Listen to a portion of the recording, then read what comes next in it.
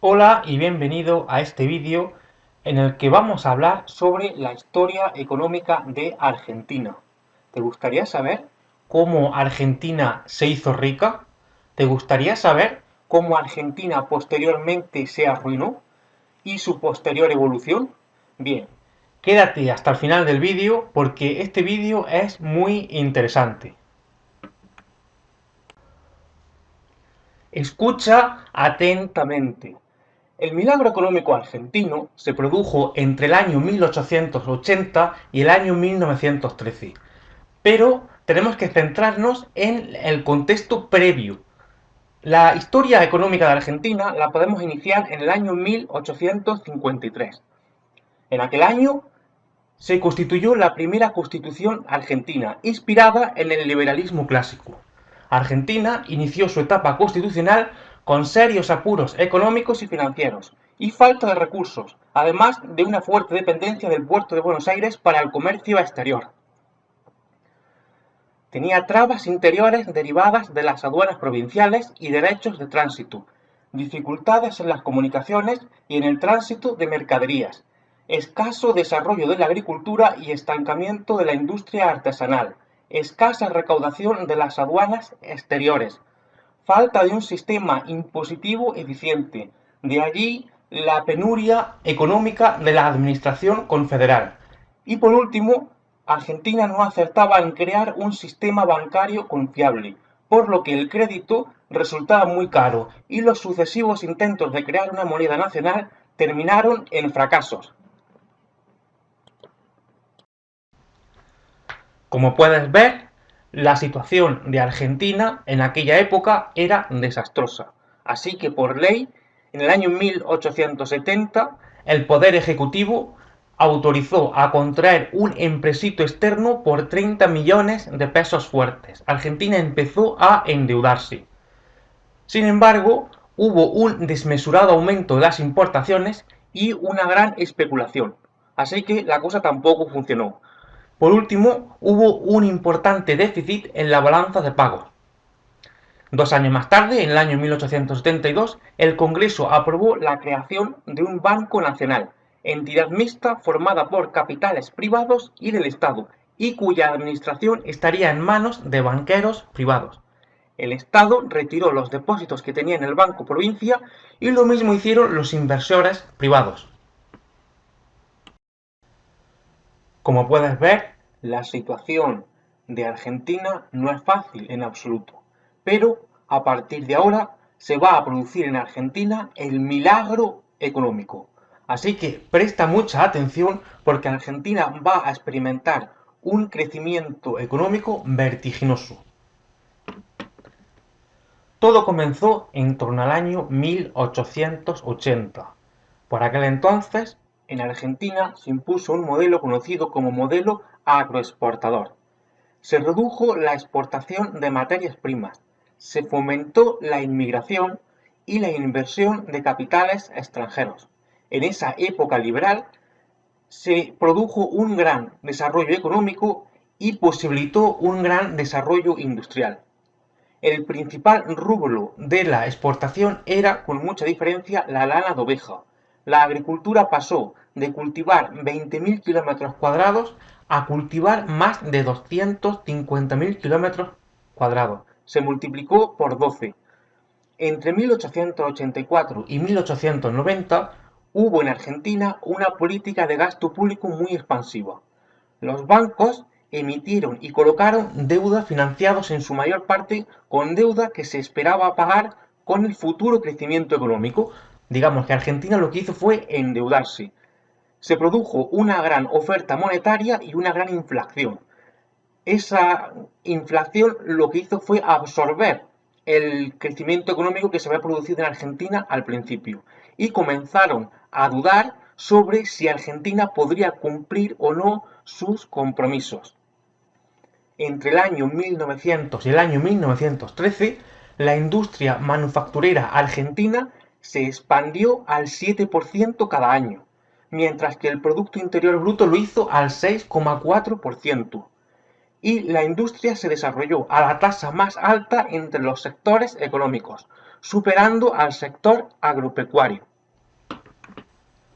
Posteriormente, se llevó a cabo un periodo de industrialización por sustitución de importaciones. Así, hacia finales del año 1933, Argentina ya era el país más industrializado de toda Latinoamérica. En 1933, el Producto Bruto Manufacturero de Argentina alcanzaba los 845 millones de dólares, mientras que el de Brasil era de 540 y el de México unos 233. Para que te hagas una idea, Argentina era como Brasil y México juntos. Por último, la Segunda Guerra Mundial fue muy buena para la economía argentina, ya que el precio de las exportaciones argentinas produjo un excedente comercial inigualable. En 1954, el Producto Interior Bruto per cápita de Argentina solo era superado por países desarrollados anglosajones que les afectó poco la Segunda Guerra Mundial, como Estados Unidos, Australia, Reino Unido, Canadá o Nueva Zelanda. Y Argentina, en el año 1954, era el doble de rica que España. Hemos visto cómo Argentina ha pasado de ser un país pobre a ser un país rico. Estamos en el año 1954 y Argentina es uno de los países más ricos del mundo. Presta mucha atención porque ahora vamos a ver cómo Argentina se va a arruinar. Bien, existía una controversia entre los economistas de aquella época sobre si los países ricos deberían de hacer uso o no del proteccionismo.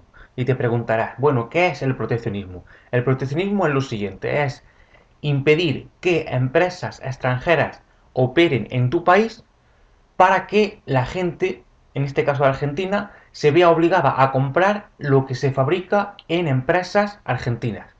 De este modo, el dinero de Argentina no se va a otros países.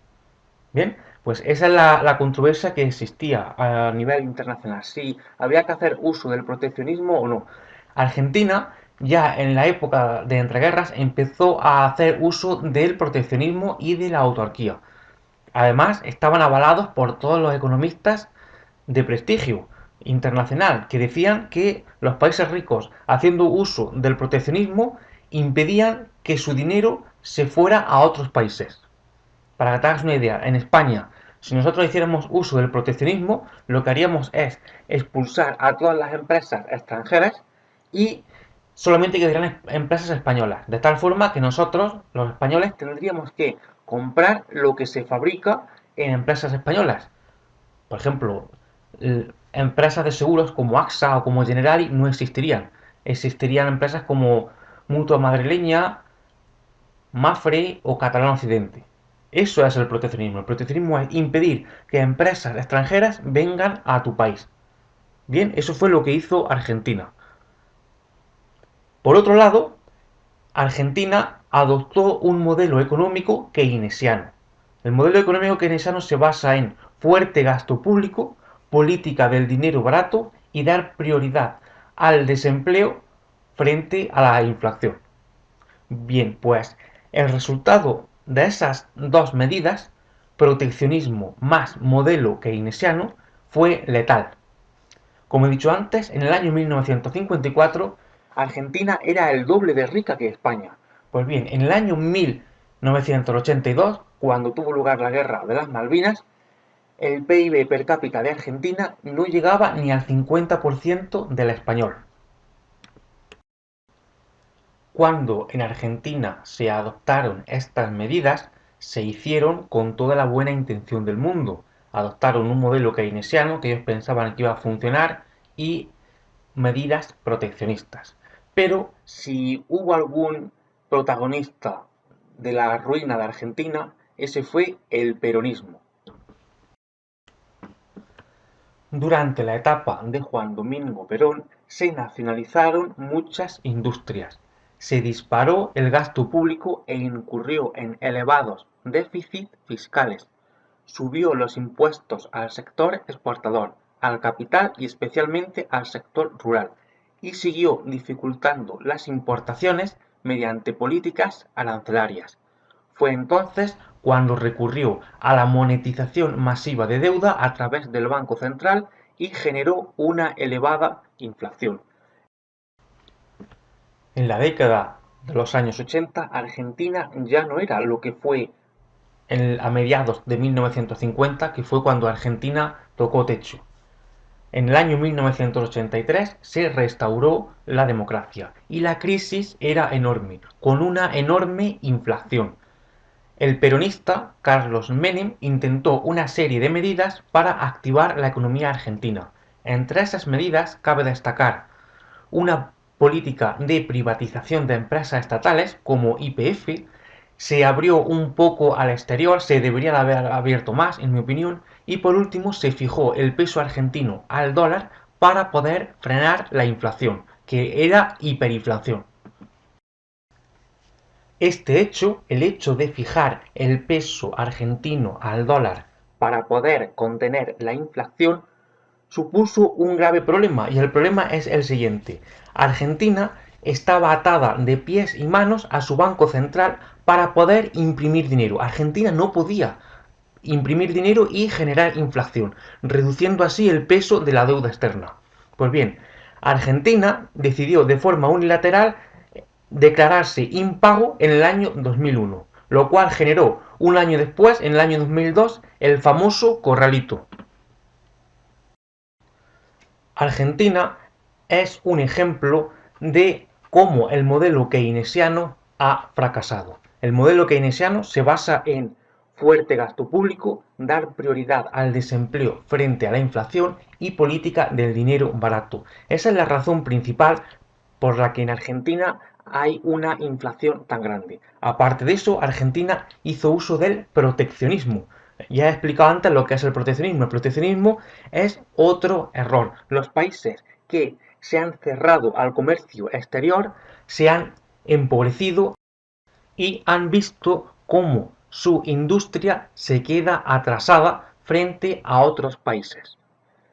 Lo paradójico de todo esto es que en Argentina hay algunos políticos, entre ellos los Kirchner, que son partidarios del peronismo, el peronismo que fue lo que llevó a Argentina a la crisis. Ya he dicho, la combinación de proteccionismo más modelo keynesiano. Ahora vamos a ver imágenes reales de la crisis y de la situación que vivía Argentina en torno a los años 80. Presta mucha atención. Economía, Lorenzo Sigau, procurará desactivar la caldera económica del proceso. La escasez de dinero y la demanda de divisas imponen una devaluación del 30%. Yo diría que este esquema, sin ninguna duda, conlleva a una recuperación de los salarios. Vamos a seguir reduciendo el ya reducido ritmo de la inflación sin tener los efectos no deseados. El Estado sigue financiando las deudas surgidas en la bicicleta de los banqueros, los consorcios transnacionales, ha permitido la entrada y salida de capitales golondrinas que no invierten en la producción. Recuperan inversión e intereses y la diferencia sale de los magros ahorros nacionales y de la reducción salarial. Emporios financieros nacen y mueren en la lucha por el poder y el dinero. De la noche a la mañana se cierra el banco privado más grande del país, el Banco de Intercambio Regional, que había captado ahorros en dólares de miles de personas. El Estado se hace cargo de la deuda en pesos y los ahorristas inician un dilatado peregrinaje para tratar de recuperar sus traspapelados billetes verdes. Se ordena la intervención del Banco Los Andes, del Grupo Greco y de los bancos Internacional y Odone. La liquidación del BIR produce la primera crisis financiera. Nadie confía en el peso sobrevaluado y todos corren a atrapar dólares. Marcos. ¿Le interesaría más el marco? En este momento sí. ¿Por qué? Según las informaciones de los diarios, el marco está más aceptado en este momento en el exterior, a pesar de que acá la gente insiste en comprar dólares. Yo entré y vi el cartel ve que decía no hay dólares, no hay venta de dólares. Está tratando de conseguir y no consigue por ningún lado. Ahora voy a ver a otra agencia. Es como si fuera una verdadera carrera por el dólar, ¿no? No, lo que pasa es que los que lo tienen lo venden a mucho precio. Porque acá a la vuelta está 2.385. En las agencias de cambio están todos los precios, pero cuando usted entra adentro hay un letrero que dice no hay dólares. Y usted le pregunta y me dice no hay. Y le digo, señor, en la vidriera hay dólares y resulta que usted le insiste que le saquen los de la vidriera y los de la vidriera no se los sacan. Yo creo que no hay negocio. ¿Por qué? Porque no rindió hasta ahora el negocio de interés mejor. El negocio de interés para usted es mejor. Mejor, el dólar no rindió nada. ¿Usted? Hasta ahora no rindió nada el dólar. ¿Usted de qué se ocupa, señor? No, yo soy jubilado. Gracias, señor. ¡Suban el techo! Levantar el techo. Veamos. ¡El techo, por favor!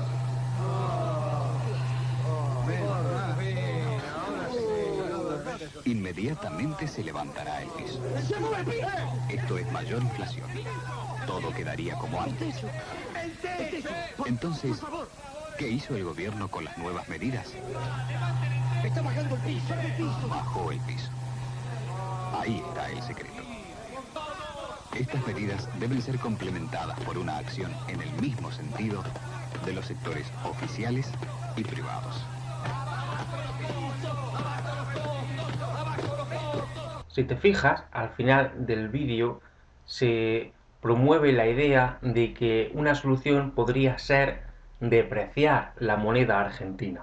Bien, ellos hablan de que subir el techo no es la solución, pero bajar el valor del peso es el secreto. Realmente esa es la causa, ya que durante los años del peronismo, durante los años de 1950 en adelante, se adoptó en Argentina un modelo keynesiano basado en la depreciación de la moneda y en la política del dinero barato. Así que esas son parte del problema. Realmente depreciar la moneda no es la solución. Bien, aparte de eso, en Argentina se le dio prioridad al desempleo frente a la inflación. Dejaron que la inflación se descontrolara. Vamos a ver ahora imágenes del año 1990 de Argentina. Fíjate muy bien. Este es un billete de 10 australes.